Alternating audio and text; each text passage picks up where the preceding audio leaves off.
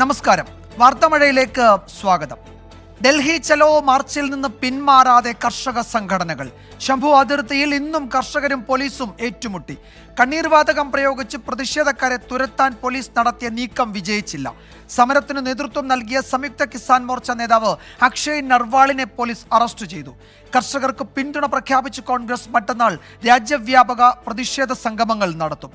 അതേസമയം കർഷക സംഘടനകളുമായി കേന്ദ്ര സർക്കാർ തീരുമാനിച്ച ചർച്ച നാളെ വൈകിട്ട് നടക്കും. കാണാം ഇന്നത്തെ ലീഡ് സ്റ്റോറി. പോലീസിന്റെ നിയന്ത്രണവും കണ്ണീർവാതകവും വകവയ്ക്കാതെ ഡൽഹി ചലോ മാർച്ചുമായി മുന്നോട്ടു പോകുകയാണ് കർഷകർ. ട്രാക്ടറുകളുമായി കൂടുതൽ കർഷകർ അതിർത്തിയിലെത്തി. ശംഭു അതിർത്തിയിൽ നിന്ന് യാത്ര ആരംഭിച്ചതിനു പിന്നാലെ കർഷകർക്ക് നേരെ പോലീസ് ഇന്നും കണ്ണീർവാതകം പ്രയോഗിച്ചു.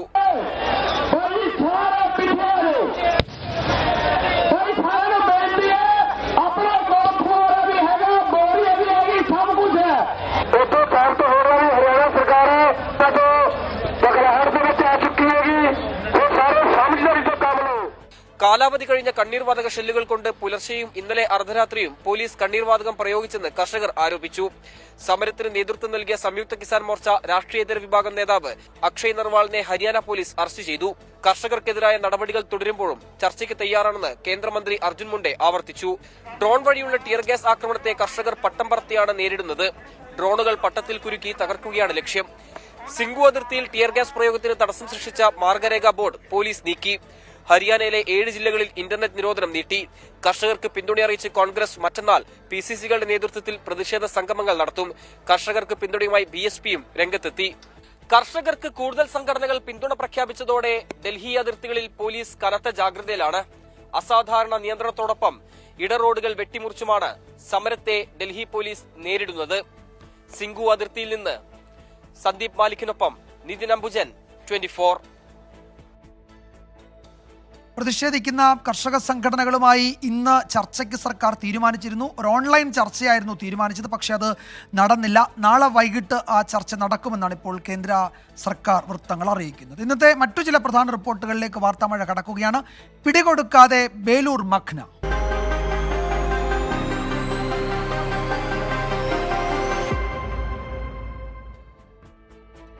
മാനന്തവാടിയിലെ ആളെക്കൊല്ലിക്കാട്ടാന ബേലൂർ മഖ്നയെ പിടികൂടാനുള്ള ദൗത്യം 4ാം ദിവസവും അവസാനിപ്പിച്ചു. ബാവലി മേഖലയിലെ ഉൾക്കാട്ടിൽ തുടരുകയാണ് ആന. ഒരു മോഴ ആന കൂടി ബേലൂർ മഖ്നയ്ക്കൊപ്പം കൂടിയതോടെ ദൗത്യം കൂടുതൽ ദുഷ്കരമാവുകയാണ്. ദൗത്യ സംഘത്തിന് നേരെ അക്രമാസക്തരായി 2 ആനകളും പാഞ്ഞടുത്ത ദൃശ്യങ്ങൾ 24 ലഭിച്ചു. അതേസമയം വന്യമൃഗശല്യത്തിനെതിരെ കുറുക്കൻമൂലയിൽ നാട്ടുകാർ പ്രതിഷേധിച്ചു. ഇന്നലെ മുതൽ ബേലൂർ മഖ്നയ്ക്കൊപ്പമുണ്ട് മോഴയാന. ഇന്നും ഓരം പറ്റി നടപ്പാണ്. ബാവലി വനമേഖലയിൽ നിന്നാണ് ഇന്നത്തെ ആദ്യ റേഡിയോ കോളർ സന്ദേശം. പുലർച്ചെ 5:30 ദൗത്യം തുടങ്ങി. ആൾപ്പൊക്കത്തിലുള്ള മുൾക്കാടുകൾ താണ്ടിയുള്ള RRT വെറ്ററിനറി സംഘങ്ങളുടെ മയക്കുവെടി ദൗത്യം ഇന്നും പക്ഷേ ഫലം കണ്ടില്ല. പലതവണ ആനയെ മുന്നിൽ കിട്ടി. പൊന്തക്കാട് തിരിച്ചടിയായി, ഒപ്പം മോഴയും. ദൗത്യസംഘത്തിന് നേരെ മോഴ പാഞ്ഞെടുത്തു. പടക്കം പൊട്ടിച്ച് ശ്രദ്ധ തിരിക്കാൻ ശ്രമിക്കുമ്പോഴെല്ലാം 2 ആനകളും അക്രമാസക്തരായി ഓടിയെത്തി.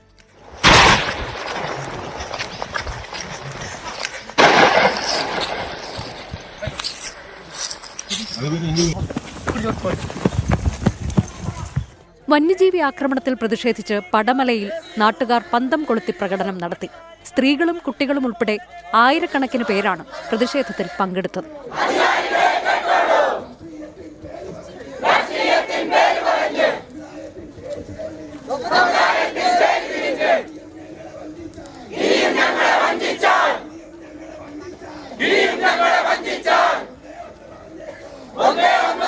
അധികൃതരുടെ അനാസ്ഥ ചൂണ്ടിക്കാട്ടി നടത്തിയ പ്രകടനത്തിനൊടുവിൽ കുറുക്കൻമൂല കവലയിൽ വനം വകുപ്പിനോടുള്ള പ്രതിഷേധ സൂചകമായി വാഴ നട്ടു.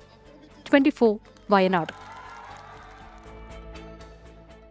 അതേസമയം സംസ്ഥാനത്ത് മലയോര മേഖലകളിൽ ഭീതി വിതച്ച് വന്യമൃഗങ്ങൾ. വയനാട് പടമലയിൽ കടുവയുടേതെന്ന് സംശയിക്കുന്ന ജീവിയുടെ ദൃശ്യങ്ങൾ പുറത്തുവന്നു. പാലക്കാട് ധോണിയിലും കഞ്ചിക്കോട്ടും അട്ടപ്പാടിയിലും കാട്ടാന ഇറങ്ങി. കോഴിക്കോട് വിലങ്ങാട് കാട്ടാനക്കൂട്ടം വ്യാപകമായി കൃഷി നശിപ്പിച്ചു.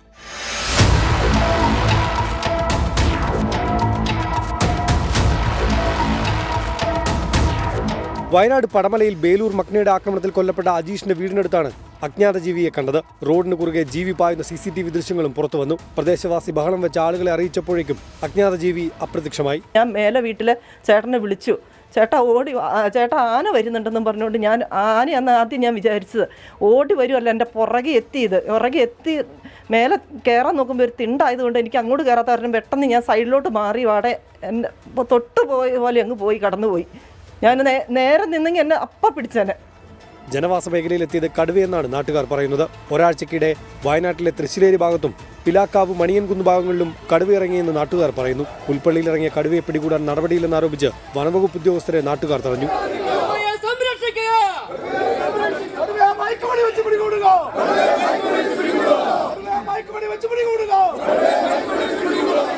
കോഴിക്കോട് വിലങ്ങാട് ജനവാസ മേഖലയിലിറങ്ങിയ കാട്ടാനക്കൂട്ടം വ്യാപകമായി കൃഷി നശിപ്പിച്ചു. ഏറെ നേരം പ്രദേശത്ത് ഭീതി പടർത്തിയ ശേഷമാണ് ആനക്കൂട്ടം കാട് കയറിയത്.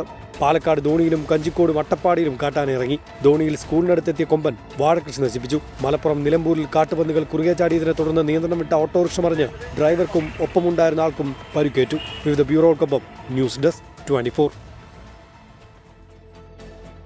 കണ്ണൂർ കൊട്ടിയൂരിൽ മയക്കുവെടി വെച്ച് പിടികൂടിയ കടുവ ചത്തത് അണുബാധ മൂലമെന്ന് പോസ്റ്റ്മോർട്ടം റിപ്പോർട്ട്. ശ്വാസകോശത്തിലും വൃക്കയിലും അണുബാധ ഉണ്ടായിരുന്നുവെന്നാണ് കണ്ടെത്തൽ. കമ്പിവേലിയിൽ കുടുങ്ങിയപ്പോൾ കടുവ അവശനായെന്നും മയക്കുവെടി വെച്ചതോടെ ആരോഗ്യനില വഷളായെന്നും പോസ്റ്റ്മോർട്ടം റിപ്പോർട്ടിലുണ്ട്.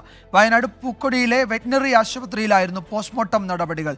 കൊട്ടിയൂർ പന്യാമലയിൽ നിന്ന് പിടികൂടി തൃശൂർ മൃഗശാലയിലേക്ക് മാറ്റുന്നതിനിടെയാണ് കടുവ ചത്തത്. മനുഷ്യ വന്യജീവി സംഘർഷം തടയാൻ നിയമ ഭേദഗതി വേണമെന്ന് കേന്ദ്രത്തോട് ആവശ്യപ്പെടുന്ന പ്രമേയം നിയമസഭ ഐകകണ്ഠേന പാസാക്കി. കാട്ടുപന്നികളെ ക്ഷുദ്രജീവിയായി പ്രഖ്യാപിക്കണമെന്നതുൾപ്പെടെ 3 പ്രധാന ആവശ്യങ്ങളാണ് പ്രമേയത്തിലുള്ളത്. വന്യജീവി ആക്രമണങ്ങൾക്കുള്ള നഷ്ടപരിഹാര തുക ഉയർത്തണമെന്ന ടി സിദ്ദിഖ് MLA ആവശ്യപ്പെട്ടു. നഷ്ടപരിഹാര തുക ഉയർത്തുന്നത് സംസ്ഥാനത്തിന്റെ പരിധിയിൽ വരുന്ന കാര്യമാണെന്നും പ്രമേയത്തിൽ ഉൾപ്പെടുത്തിയാൽ ശരിയാവില്ലെന്നും വനമന്ത്രി മറുപടി നൽകി. പ്രമേയം പാസാക്കിയതിലൂടെ നിയമസഭയെ അപഹാസ്യമാക്കിയെന്ന് കേന്ദ്ര വിദേശകാര്യ സഹമന്ത്രി വി മുരളീധരൻ കുറ്റപ്പെടുത്തി. 3ാം സീറ്റിൽ ഉറച്ച് മുസ്ലിം ലീഗ്.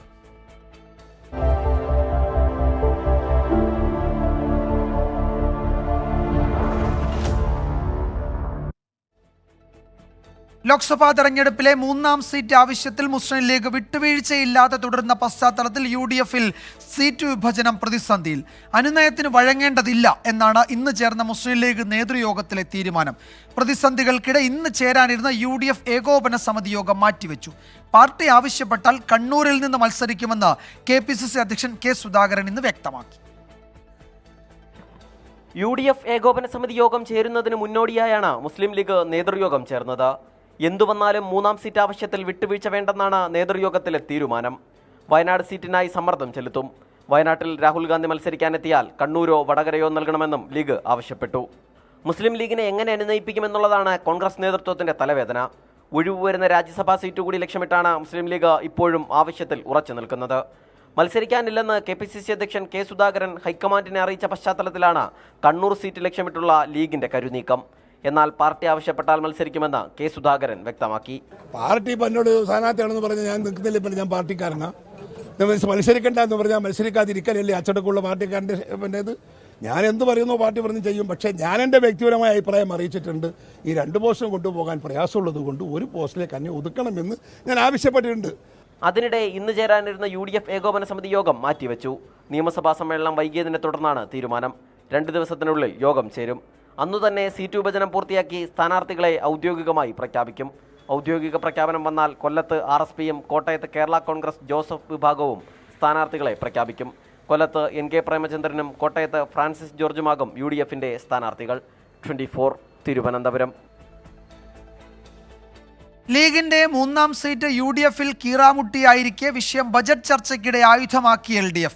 മുസ്ലിം ലീഗിന് UDF ബന്ധം ഒരു ബാധ്യതയായെന്ന് മന്ത്രി P. രാജീവ് പറഞ്ഞു. UDF-ൽ ഇരിപ്പുറയ്ക്കുന്നുണ്ടോ എന്ന് ലീഗ് MLA-മാരോട് P. രാജീവ് ചോദിച്ചു. മുസ്ലിം ലീഗിന് UDF ബന്ധം ഒരു തടസ്സമായി മാറിയിരിക്കുന്നു. അത് നിങ്ങൾക്കൊരു ബാധ്യതയായിരിക്കുന്നു. ഞങ്ങളന്ന് പറഞ്ഞില്ലേ, മറ്റേ വെള്ളിയുടെ ഇഷ്ടികല്ലേ കൊടുത്തു വിട്ടത് കമൽനാഥ്. നിങ്ങൾക്ക് ഇരിപ്പുറയ്ക്കുന്നുണ്ടോ UDF-നകത്ത് ഇത് ആലോചിച്ചിട്ട്? കോൺഗ്രസിനെ വിശ്വസിക്കാൻ കൊള്ളില്ല എന്നായിരുന്നു ലീഗ് MLA-മാരോടുള്ള MM മണിയുടെ മുന്നറിയിപ്പ്. ലീഗ് ഇല്ലെങ്കിൽ കോൺഗ്രസ് കേരളത്തിൽ വട്ടപൂജ്യമാണ്. ലീഗുകാർ BJP-യിൽ പോകുമെന്ന് കരുതുന്നില്ലെന്നും എന്നാൽ അതിനുള്ള സംവിധാനം കോൺഗ്രസുകാർ തന്നെ ഒരുക്കുകയാണെന്നും MM മണി വിമർശിച്ചു. ഒരു കാര്യമാണ്, നിങ്ങൾ ഇവരുടെ കൂടെ നിന്നാൽ നിപ്പ് തുടങ്ങിയിട്ട് കുറേ നാളായല്ലോ, ഇവരെ ഒരിക്കലും വിശ്വസിക്കാൻ കൊള്ളില്ല. പറ്റുമോ? ലീഗുകാർ BJP പോകുന്നൊന്നും ഞാൻ കരുതുന്നില്ല. പക്ഷേ കോൺഗ്രസ്സുകാർ അങ്ങോട്ടുള്ള ഊഴമെല്ലാം ശരിയാക്കിക്കൊണ്ടിരിക്കുക. ഇന്ത്യ രാജ്യത്ത് ഇപ്പം BJP ചേർന്നിരിക്കുന്ന ആരാ? മഹാഭൂരിപക്ഷവും കോൺഗ്രസ് അല്ല, മറ്റാരാ ചേർന്നിരിക്കുന്നത്? ലീഗുകാരില്ലെങ്കിലേ ഇപ്പം കൂടി മുന്നണി UDF എന്നും പറഞ്ഞ ലീഗും കൂടെ കൂടി നിന്നില്ലേ? പിന്നെ കോൺഗ്രസ് വട്ടപൂജ്യമാണ് കേരളത്തിൽ. ലീഗിനോട് ഇപ്പോൾ കാണിക്കുന്ന സ്നേഹത്തിന്റെ കാര്യം എല്ലാവർക്കും അറിയാം എന്നായിരുന്നു ഷാഫി പറമ്പിൽ MLA-യുടെ മറുപടി. മുസ്ലിം ലീഗ് ഈ നാടിൻ്റെ മതേതര പ്രസ്ഥാനത്തിന് കരുത്താണെന്ന് നേരത്തെ തിരിച്ചറിഞ്ഞവരാണ് ഇന്ത്യൻ നാഷണൽ കോൺഗ്രസ് എന്ന് ഓർമ്മിപ്പിക്കാൻ ആഗ്രഹിക്കുകയാണ്. കുറേ വർഷങ്ങൾ കഴിഞ്ഞിട്ടിപ്പോൾ അവരോട് നിങ്ങൾ കാണിക്കുന്ന സ്നേഹത്തിൻ്റെ കാര്യവും കാരണമൊക്കെ ഞങ്ങൾക്ക് എല്ലാവർക്കും അറിയാം. അതിന് സാദിഖ് അലി തങ്ങൾ പറഞ്ഞതാണ് മറുപടി. എന്തായാലും ലീഗിൻ്റെ പ്രവർത്തകർക്കും നേതാക്കന്മാർക്കും ഇപ്പോൾ ഒരു കാര്യത്തിൽ സന്തോഷമുണ്ടാവും. ഇത്രയും നല്ലൊരു പ്രസ്ഥാനം വേറെ ഇല്ല എന്ന് CPIM പറയാൻ തുടങ്ങിയിരിക്കുന്നു എന്നുള്ളത് ചെറിയ കാര്യമല്ല. ലോക്സഭാ തെരഞ്ഞെടുപ്പിൽ സീറ്റ് ലഭിക്കാത്തതിനെ തുടർന്ന് ഇടഞ്ഞു നിൽക്കുന്ന RJD അനുനയിപ്പിക്കാൻ LDF നീക്കം. RJD സംസ്ഥാന അധ്യക്ഷൻ ശ്രേയാംസ് കുമാറുമായി LDF കൺവീനർ EP ജയരാജൻ ചർച്ച നടത്തി. ബോർഡ് കോർപ്പറേഷൻ സ്ഥാനങ്ങൾ രാജിവെക്കുമെന്ന RJD-യുടെ നിലപാട് പിൻവലിക്കാൻ ചർച്ചയിൽ ധാരണയായി. സീറ്റ് ലഭിക്കാത്തതിനെതിരെ പരസ്യ പ്രതിഷേധവുമായി RJD രംഗത്തെത്തിയതിനു പിന്നാലെയാണ് EP ജയരാജന്റെ പ്രതികരണം. മുന്നണിക്കകത്ത് പ്രശ്നങ്ങളില്ലെന്നും ആവശ്യങ്ങൾ ചർച്ച ചെയ്ത് തീർപ്പാക്കുമെന്നും EP ജയരാജൻ പറഞ്ഞു. RJD-യിൽ ഇനി എന്തെങ്കിലും അവർക്ക് പ്രത്യേക കാര്യങ്ങൾ ചർച്ച ചെയ്യാനുണ്ടെങ്കിൽ തീർച്ചയായും ഞങ്ങൾ ചർച്ച ചെയ്യും. അതിലൂടെ പ്രത്യേക പ്രശ്നങ്ങളൊന്നും ഒരു വിഷയമായിട്ട് ഞാൻ കാണുന്നില്ല. തുടർന്ന് EP ജയരാജൻ RJD-യെ ഔദ്യോഗികമായി ചർച്ചയ്ക്ക് വിളിച്ചു. സംസ്ഥാന president MV Shreyams Kumar AKG സെന്ററിലെത്തി. സീറ്റ് നൽകാത്തതിൽ ശ്രേയാംസ് കുമാർ പ്രതിഷേധമറിയിച്ചു. അരമണിക്കൂർ നീണ്ട ചർച്ചയിൽ വിശദമായ ഉഭയകക്ഷി ചർച്ച നടത്താൻ തീരുമാനമായി. RJD പരസ്യ പ്രതിഷേധവും ബോർഡ് കോർപ്പറേഷൻ രാജിവെക്കുമെന്ന നിലപാടും പിൻവലിക്കാൻ ചർച്ചയിൽ ഇടതുമുന്നണി കൺവീനർ ആവശ്യപ്പെട്ടു. ചെറുകക്ഷികൾക്ക് വരെ മന്ത്രിസ്ഥാനം നൽകിയപ്പോൾ RJD-യെ ഒഴിവാക്കിയതും പാർലമെന്റ് സീറ്റ് നിഷേധവും വരെ ചർച്ചയായതാണ് സൂചന. കടുത്ത നടപടികൾ നിർത്തിവെക്കാനും രാജി പിൻവലിക്കാനും തീരുമാനിച്ചതായി RJD general secretary Varghese George വാർത്താക്കുറിപ്പിലൂടെ അറിയിച്ചു. തെരഞ്ഞെടുപ്പ് ചർച്ചകളുടെ തുടക്കത്തിലെ ഇടതുമുന്നണിയിൽ ഉടലെടുത്ത കലാപക്കൊടിയാണ് അനുരഞ്ജന ചർച്ചയിലൂടെ താൽക്കാലികമായെങ്കിലും മറികടന്നിരിക്കുന്നത്. Political desk 24. സ്ഥാനാർത്ഥി പ്രഖ്യാപനത്തിന് മുമ്പ് പ്രചാരണം ആരംഭിച്ച തൃശൂരിൽ പുതിയ മുദ്രാവാക്യവുമായി BJP-യുടെ വ്യാപക ചുവരെഴുത്ത്. തൃശൂരിന് കേന്ദ്രമന്ത്രി മോദിയുടെ ഗ്യാരണ്ടി എന്നാണ് മണലൂർ മണ്ഡലത്തിലെ ചുവരെഴുത്ത്. സ്ഥാനാർത്ഥിയുടെ പേരെഴുതാതെയാണ് ചുവരെഴുത്തുകൾ. ദിവസങ്ങൾക്ക് മുൻപ് തൃശൂർ ലോക്സഭാ മണ്ഡലത്തിൽ സുരേഷ് ഗോപിയാണ് ചുവരെഴുത്തിന് തുടക്കം കുറിച്ചത്. ഔദ്യോഗിക സ്ഥാനാർത്ഥി പ്രഖ്യാപനം നടക്കാത്തതിനാൽ ഒരു ചുവരെഴുത്തിലും പേരില്ല. തൃശൂരിൽ BJP സ്ഥാനാർത്ഥി വിജയിച്ചാൽ കേന്ദ്രമന്ത്രി എന്നത് ഉയർത്തിക്കാട്ടി അണിയറയിൽ നീക്കം നടക്കുന്നതിനിടയിലാണ് പുതിയ മുദ്രാവാക്യവുമായുള്ള ചുവരെഴുത്ത്. മോദിയുടെ ഗ്യാരണ്ടി കേരളത്തിന് എന്ന മുദ്രാവാക്യം സംസ്ഥാന വ്യാപകമായി ഉയർത്തിക്കാട്ടുമ്പോഴാണ് തൃശൂരിന് കേന്ദ്രമന്ത്രി മോദിയുടെ ഗ്യാരണ്ടി എന്ന പ്രചാരണം. തൃശൂരിൽ ആര് മത്സരിച്ച് വിജയിച്ചാലും കേന്ദ്രമന്ത്രി സ്ഥാനം ഉറപ്പെന്നതിനാലാണ് ചുവരെഴുത്തെന്ന് BJP മണലൂർ മണ്ഡലം കമ്മിറ്റി പ്രതികരിച്ചു. തൃശൂർ പാർലമെന്റ് മണ്ഡലത്തിലെ ആരാണോ NDAയുടെ സ്ഥാനാർത്ഥി വരുന്നത് ആ സ്ഥാനാർത്ഥി ജയിച്ചു കഴിഞ്ഞാൽ കേന്ദ്രമന്ത്രിയാണ്. അത് മോദിയുടെ ഗ്യാരണ്ടിയാണ്. അതേസമയം ഇത് ഔദ്യോഗിക മുദ്രാവാക്യമല്ല എന്നാണ് BJP നേതൃത്വത്തോട് അടുത്ത വൃത്തങ്ങൾ വ്യക്തമാക്കുന്നത്. 24 തൃശൂർ. മാസപ്പടിയിൽ ചോദ്യോത്തരം.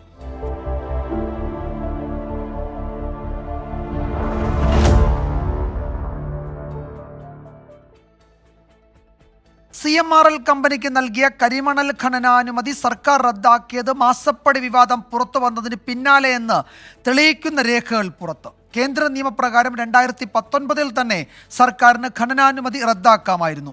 എന്നാൽ 2023 ഡിസംബറിലാണ് അനുമതി റദ്ദാക്കി വ്യവസായ വകുപ്പ് ഉത്തരവിറക്കിയത്. ഉത്തരവിന്റെ പകർപ്പ് 24 ലഭിച്ചു.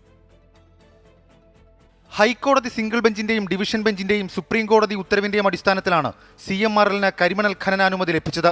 അന്ന് കേന്ദ്ര സർക്കാരിന്റെ നിലപാടും സ്വകാര്യ മേഖലയ്ക്ക് ഖനനാനുമതി നൽകാമെന്നായിരുന്നു. 2019 കേന്ദ്ര സർക്കാർ ഈ നിയമത്തിൽ ഭേദഗതി കൊണ്ടുവന്നു. അറ്റോമിക് ധാതുക്കൾ ഖനനം ചെയ്യാനുള്ള അനുമതി പൊതുമേഖലയിൽ മാത്രം നിലനിർത്തിക്കൊണ്ടായിരുന്നു കേന്ദ്ര ഭേദഗതി. എന്നാൽ ഈ ഉത്തരവ് പുറത്തുവന്നിട്ടും കേരളത്തിൽ CMRL നൽകിയ ഖനനാനുമതി റദ്ദാക്കാൻ സംസ്ഥാന സർക്കാർ തയ്യാറായില്ല. 2023 ഡിസംബർ 18 ഖനനാനുമതി റദ്ദാക്കി വ്യവസായ വകുപ്പ് പ്രിൻസിപ്പൽ സെക്രട്ടറി ഉത്തരവിറക്കിയത്. 2020 ഓഗസ്റ്റ് മാസത്തിലായിരുന്നു മുഖ്യമന്ത്രിയുടെ മകൾ വീണയുടെ എക്സാലോജി കമ്പനി CMRL നിന്ന് പണം കൈപ്പറ്റിയെന്ന വിവരം പുറത്തുവന്നത്. അതായത് മാസപ്പടി വിവാദം പുറത്തുവന്നതിന് ശേഷം മാത്രമാണ് CMRLന് ഖനനാനുമതി നൽകി ഉത്തരവ് റദ്ദാക്കാൻ സർക്കാർ തയ്യാറായത്. കേന്ദ്ര നിയമം വന്നതിന് പിന്നാലെ തന്നെ സർക്കാരിന് വേണമെങ്കിൽ അനുമതി റദ്ദാക്കാമായിരുന്നുവെങ്കിലും 5 വർഷം വൈകിപ്പിച്ചു. സ്വകാര്യ മേഖലയ്ക്ക് കേന്ദ്ര സർക്കാർ ഖനനാനുമതി നൽകുമെന്ന പ്രതീക്ഷയിലാണ് ഉത്തരവ് വൈകിപ്പിച്ചതെന്നാണ് മാത്യു കുഴൽനാടന്റെ ആരോപണം. ഈ ലീസ് ക്യാൻസൽ ചെയ്യാൻ പറഞ്ഞ് 2019 കേന്ദ്ര സർക്കാരിൻ്റെ നിർദ്ദേശം വന്നിട്ട്, ഡയറക്ഷൻ വന്നിട്ട് എന്തുകൊണ്ട് ക്യാൻസൽ ചെയ്തില്ല എന്നുള്ള ചോദ്യത്തിന് ഇന്നലെ രാജീവ് മന്ത്രിയും ആൻസർ പറഞ്ഞിട്ടില്ല. മാസപ്പടി വലിയ വിവാദമാവുകയും മാസപ്പടിക്ക് നൽകിയ സേവനം എന്താണ് എന്ന്, സേവനം നൽകാതെയാണ് വീണ വിജയൻ പണം വാങ്ങിയത് എന്നും. നാളെ നിയമസഭാ സമ്മേളനം അവസാനിക്കുന്നതോടെ സഭയ്ക്ക് പുറത്ത് പ്രതിപക്ഷം വിവാദം സജീവമാക്കും. 24 തിരുവനന്തപുരം. സോണിയാഗാന്ധി രാജ്യസഭയിലേക്ക്.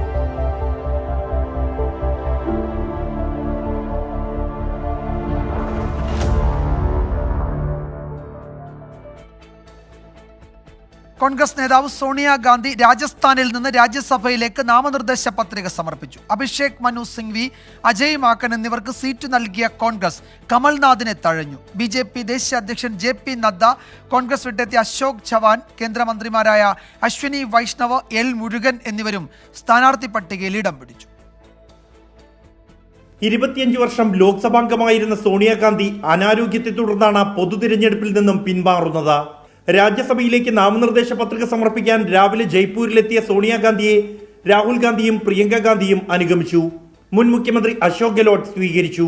കോൺഗ്രസ് ദക്ഷിണേന്ത്യൻ പാർട്ടിയായി ഒതുങ്ങിയെന്ന BJPയുടെ വിമർശനത്തെ മറികടക്കാനാണ് പാർട്ടിക്ക് ഭരണമുള്ള ഹിമാചൽ പ്രദേശ്, കർണാടക എന്നീ സംസ്ഥാന ഘടകങ്ങളുടെ അഭ്യർത്ഥന നിരാകരിച്ച് സോണിയാഗാന്ധി രാജസ്ഥാനിൽ നിന്നും മത്സരിക്കാൻ തീരുമാനിച്ചത്. മുതിർന്ന നേതാക്കളായ അജയ് മാക്കന് കർണാടകയിലും അഭിഷേക് മനു സിംഗ്വിക്ക് ഹിമാചൽ പ്രദേശിലും രേണുക ചൌധരിക്ക് തെലങ്കാനയിലും സീറ്റ് നൽകിയ കോൺഗ്രസ് കമൽനാഥിന് സീറ്റ് നൽകിയില്ല. സംസ്ഥാന ട്രഷറർ അശോക് സിംഗാണ് മധ്യപ്രദേശിലെ ഏക കോൺഗ്രസ് സ്ഥാനാർത്ഥി. BJP ദേശീയ അധ്യക്ഷൻ JP നദ്ദ ഗുജറാത്തിലും, കേന്ദ്രമന്ത്രി L മുരുകൻ മധ്യപ്രദേശിലും, കേന്ദ്ര റെയിൽവേ മന്ത്രി അശ്വിനി വൈഷ്ണവ് ഒഡീഷയിൽ നിന്നും രാജ്യസഭയിലേക്ക് മത്സരിക്കും. കോൺഗ്രസിൽ നിന്നെത്തിയ അശോക് ചവാന് BJPയും മിലിന്ദ് ദിയോറയ്ക്ക് ശിവസേന ഷിൻഡെ വിഭാഗവും മഹാരാഷ്ട്രയിൽ സീറ്റ് നൽകി. കേന്ദ്രമന്ത്രിമാരായ മൻസുഖ് മാണ്ഡവ്യ, പുരുഷോത്തം രൂപാല എന്നിവർക്ക് BJP സീറ്റ് നൽകിയില്ല. ഇരുവരും ലോക്സഭാ തിരഞ്ഞെടുപ്പിൽ മത്സരിക്കുമെന്നാണ് സൂചന. 24 ഡൽഹി. ഡൽഹി മദ്യനയ അഴിമതി കേസിൽ 6ാം തവണയും ഡൽഹി മുഖ്യമന്ത്രി അരവിന്ദ് കെജ്രിവാളിന് എൻഫോഴ്സ്മെന്റ് ഡയറക്ടറേറ്റ് വീണ്ടും സമൻസ് അയച്ചു. ഈ മാസം 19 ചോദ്യം ചെയ്യലിന് ഹാജരാകണമെന്നാവശ്യപ്പെട്ടാണ് ഹർജി. കഴിഞ്ഞ 5 സമൻസിനും കെജ്രിവാൾ ഹാജരായിരുന്നില്ല. സമൻസ് നിയമവിരുദ്ധമാണെന്നും രാഷ്ട്രീയ പകപോക്കലാണ് എന്നും കേന്ദ്ര ഏജൻസികളെ BJP ദുരുപയോഗം ചെയ്യുകയാണെന്നും ആം ആദ്മി പാർട്ടി ആരോപിച്ചു. മറ്റൊരു റിപ്പോർട്ടിലേക്ക്. ഓൺലൈൻ പണമിടപാട് ആപ്പ് പേടിഎമ്മിനെതിരെ ED അന്വേഷണം. വിദേശ നാണയ വിനിമയ ചട്ടം ലംഘിച്ചെന്നാരോപിച്ചാണ് നടപടി. ED അന്വേഷണം സംബന്ധിച്ച പ്രചാരണം അടിസ്ഥാനരഹിതമാണെന്ന് പേടിഎം പ്രതികരിച്ചു. RBIയുടെ വിലക്കിന് തൊട്ടു പിന്നാലെയാണ് പേടിഎമ്മിനെതിരായ നടപടികൾ കേന്ദ്ര ഏജൻസികൾ കൂടുതൽ ശക്തമാക്കിയത്. വിദേശ നാണയ വിനിമയ ചട്ടം ലംഘിച്ചെന്നാരോപിച്ചാണ് ED അന്വേഷണം. പേടിഎമ്മിനെതിരെ സ്വീകരിച്ച നടപടികൾ തിരുത്തില്ലെന്ന് reserve bank governor Shaktikanta Das ഇന്നലെ വ്യക്തമാക്കിയിരുന്നു. പേടിഎമ്മിന്റെ ചട്ടലംഘനം വിശദമായി പരിശോധിച്ച ശേഷമാണ് നടപടി സ്വീകരിച്ചതെന്നാണ് റിസർവ് ബാങ്ക് അറിയിച്ചത്. പേടിഎമ്മിന്റെ സേവിംഗ്സ്, കറന്റ് അക്കൗണ്ടുകൾ, വാലറ്റുകൾ, FASTag, national common mobility card എന്നിവയിൽ പണം നിക്ഷേപിക്കുന്നത് ജനുവരി 31 RBI വിലക്കിയത്. ഫെബ്രുവരി 29 ശേഷമാണ് വിലക്ക് പ്രാബല്യത്തിൽ വരിക. 24 ഡൽഹി. സുപ്രീം കോടതി നാളെ ഒരു പ്രധാന കേസിൽ വിധി പറയുകയാണ്. ഇലക്ടറൽ ബോണ്ട് കേസിൽ സുപ്രീം കോടതി നാളെ ഉത്തരവ് പറയും. ഇലക്ടറൽ ബോണ്ടുകളെ ചോദ്യം ചെയ്തുള്ള വിവിധ ഹർജികൾ ചീഫ് ജസ്റ്റിസ് DY ചന്ദ്രചൂഡിന്റെ നേതൃത്വത്തിലുള്ള ഭരണഘടനാ ബെഞ്ചാണ് വിധി പറയുക. ജസ്റ്റിസുമാരായ Sanjiv Khanna, BR Gavai, JB Pardiwala, justice Manoj Mishra എന്നിവരാണ് മറ്റംഗങ്ങൾ. 2023 സെപ്റ്റംബർ 30 വരെയുള്ള ബോണ്ടുകളുടെ വിശദാംശങ്ങൾ സമർപ്പിക്കാൻ തെരഞ്ഞെടുപ്പ് കമ്മീഷനോട് കോടതി നിർദ്ദേശിച്ചിരുന്നു. കഴിഞ്ഞ പൊതു തെരഞ്ഞെടുപ്പിലോ അസംബ്ലി തെരഞ്ഞെടുപ്പിലോ 1% വോട്ടെങ്കിലും നേടിയ രജിസ്റ്റർ ചെയ്ത ഏത് രാഷ്ട്രീയ പാർട്ടികൾക്കും അജ്ഞാത ദാതാക്കളിൽ നിന്ന് ബോണ്ടുകൾ സ്വീകരിക്കാൻ അർഹത നൽകുന്നതാണ് 2018 ആരംഭിച്ച ഈ പദ്ധതി. വാർത്താമഴ തുടരുന്നു. മലക്കം മറിഞ്ഞ ധനമന്ത്രി.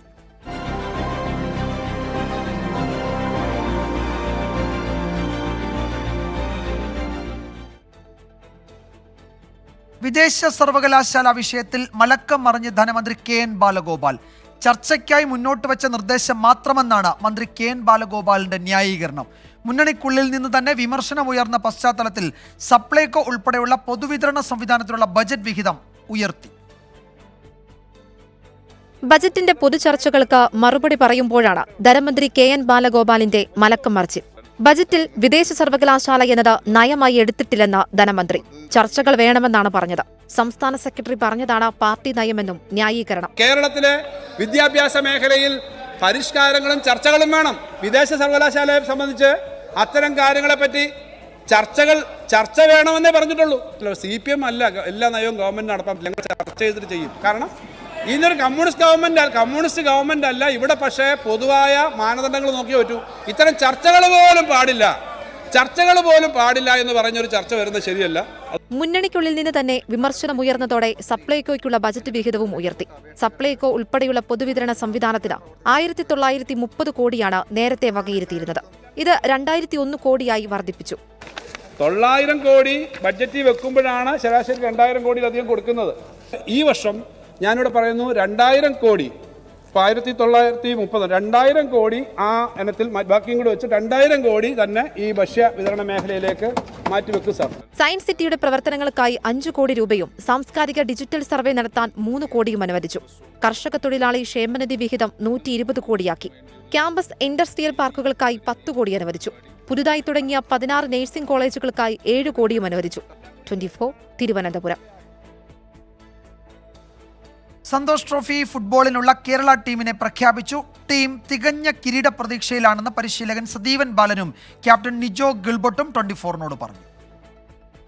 ആദ്യ സന്തോഷ് ട്രോഫി നേട്ടത്തിന്റെ 50ാം വാർഷികത്തിൽ വീണ്ടും ഒരു കിരീടത്തിന് കേരള ടീം സുസജ്ജം. അരുണാചൽ വേദിയാകുന്ന 77ാമത് സന്തോഷ് ട്രോഫിക്കുള്ള 22 അംഗ ടീമിനെ കൊച്ചിയിൽ പ്രഖ്യാപിച്ചു. തുടർച്ചയായ 2ാം സീസണിലും കേരളത്തെ പരിശീലിപ്പിക്കുന്നത് സദീവൻ ബാലൻ. നായകന്റെ അമ്പാൻഡ് തിരുവനന്തപുരം സ്വദേശി നിജോ ഗിൽബർട്ടിനും. ആതിഥേയരായ അരുണാചലും ഗോവയും അസമും ഉൾപ്പെടുന്ന എ ഗ്രൂപ്പിലാണ് കേരളത്തിന്റെ സ്ഥാനം. ആദ്യ മത്സരം 21-ന് അസമിനെതിരെ. മികച്ച ടീമാണ് കേരളത്തിൻ്റെതെന്നും പ്രാഥമിക റൗണ്ടിലേതുപോലെ ആക്രമണ ഫുട്ബോളാണ് കേരളം കളിക്കുകയെന്നും പരിശീലകൻ സദീവൻ ബാലൻ 24നോട് പറഞ്ഞു. നമ്മൾ എല്ലാ പ്രാവശ്യത്തെക്കാളും ഒരു പ്രതികൂലമായ സാഹചര്യമാണ് അരുണാചലിൽ നമ്മൾ പ്രതീക്ഷിക്കുന്നത്.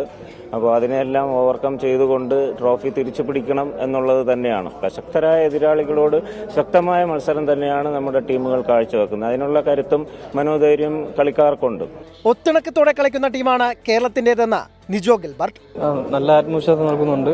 പിന്നെ ടീം ഗെയിമാണ്. അപ്പോൾ നന്നായിട്ട് ഹാർഡ് വർക്ക് ചെയ്യുക, നന്നായി കളിക്കുക, ജയിച്ച് കപ്പടിച്ച് വരിക എന്നുള്ള ലക്ഷ്യത്തോടെയാണ് അരുണാചലിലോട്ട് പോകുന്നത്. 8ാം കിരീടമാണ് കേരളത്തിന്റെ ലക്ഷ്യം. 2002-ലായിരുന്നു കേരളത്തിന്റെ അവസാന കിരീട നേട്ടം. കൊച്ചിയിൽ 2 ദിവസത്തെ പരിശീലനത്തിന് ശേഷം ടീം ഞായറാഴ്ച അരുണാചലിലേക്ക് തിരിക്കും. ക്യാമറാമാൻ അലോഷിക്കൊപ്പം അനിൽ വാസുദേവ്, 24 കൊച്ചി. റിപ്പോർട്ടോടെ വാർത്താമഴ അവസാനിക്കുന്നു. നാളെ വീണ്ടും കാണാം. Good night.